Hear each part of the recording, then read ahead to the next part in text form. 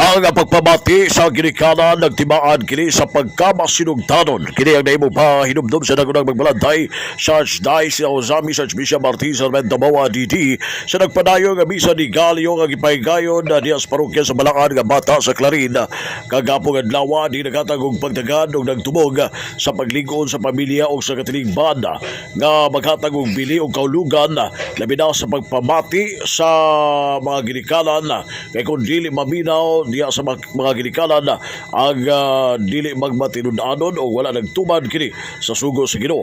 Ilabi na sa mga anak ngadto sa mga ginikanan na samang higayon sa mga gipagmanuan ang mga ginikanan o amahan o anak nga dili pasakitan o dili daog-daogon o dili lupigan ang ilang mga anak bisan sa mga sangalan sa pagdisiplina kundi tahuron o ampingan kini ang mga anak.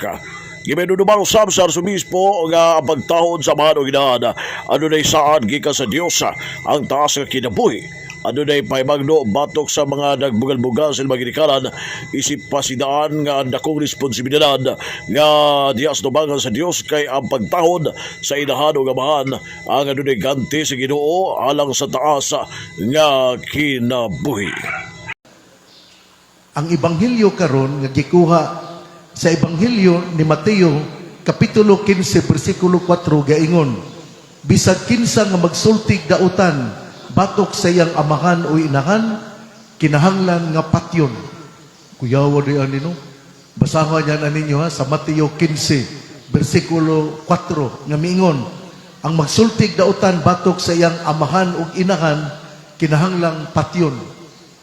Mauna nga, kining ato yuning hinumduman, sa libro sa Panultihon, Kapitulo 30, versikulo 17, gaingon, ang magbugal-bugal sa iyang amahan o dili magtuman sa sugo sa iyang inahan, maayong ipakaon sa agila o ipatuhak sa uwak ang iyang mga mata.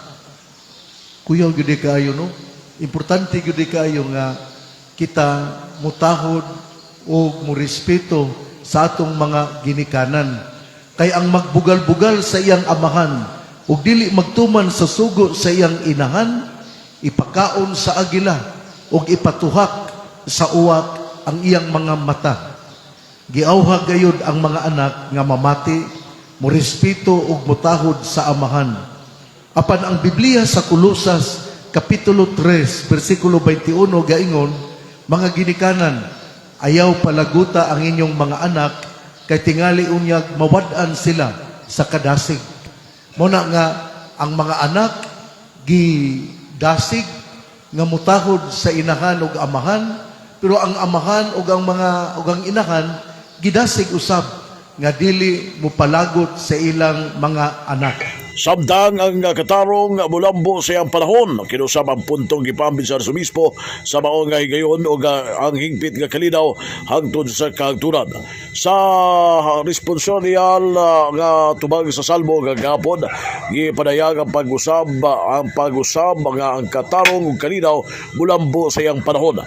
Apan giilang sa kasamtangan ang nasod tungod sa kakulang sa kalinaw tungod sa mga isyu sa korupsyon. Lakip na agaging mga anomalya sa field of funds o mga nagkadaiyang mga ghost projects nga nahitabo sa nasod ng mga pagpangawkaw. Busa kanunay nagagyo ang Arzobispo o giyampo ang mga nangatungdanan nga may mong matarong ang ilang kinabuhi ang mga nag-alaga diya sa gobyerno, ilabi na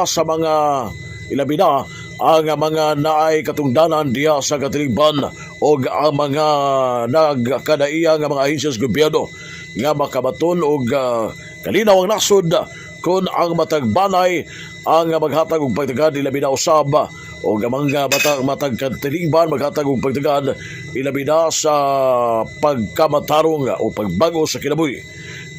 Lagip na ang pagpagkamada o dili mahadlok sa pagbuhat diha sa katarong o ang dautan, labi na sa mga naghimog dautan ang kinahanglan nga batukan o isumbong kini. Labi na ang pagbaligya o illegal nga droga isumbong adto sa kapulisan.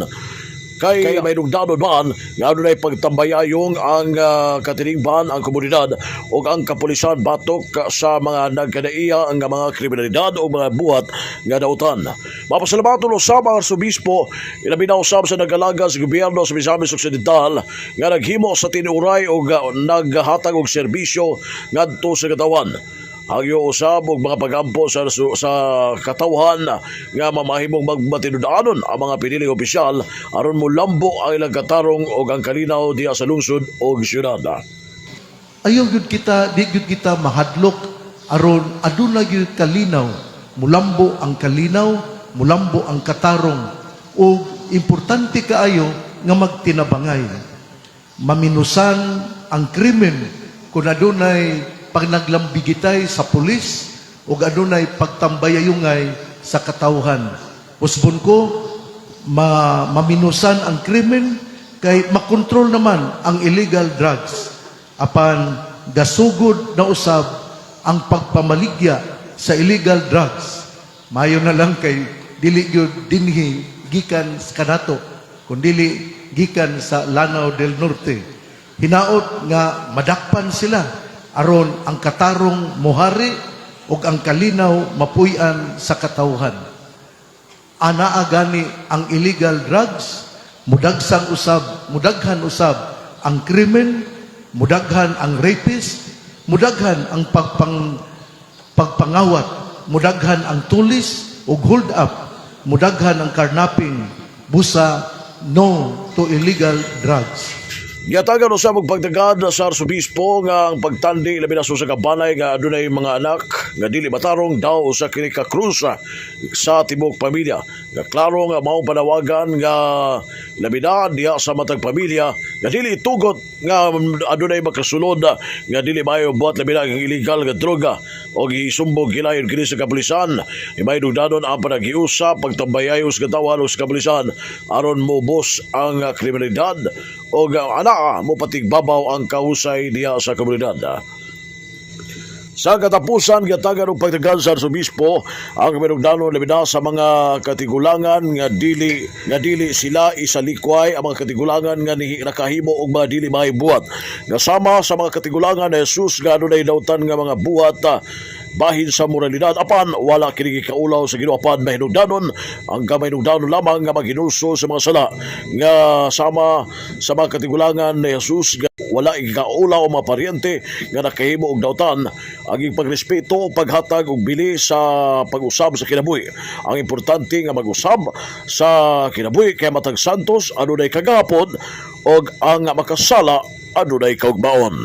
Ani ang payag sa nagunang magbalanday, duga payag sa nagunang magbalanday sa Archdiocese of Ozamis, Most Reverend Martin Sarmen Tabawa, DD. Kung banggiitan, dato og successful ang tao, daghan ang moangkon nga iyang paryente. Kung siya dunay drug addict, tulisan o prostitute, dili gyud moangkon ang iyang mga ig-agaw.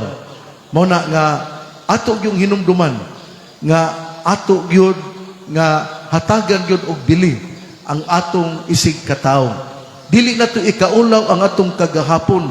Ang importante mao, we learn from our mistakes. Remember, every saint has a past and every sinner has a future. Ang kada santos doon na may kagahapon.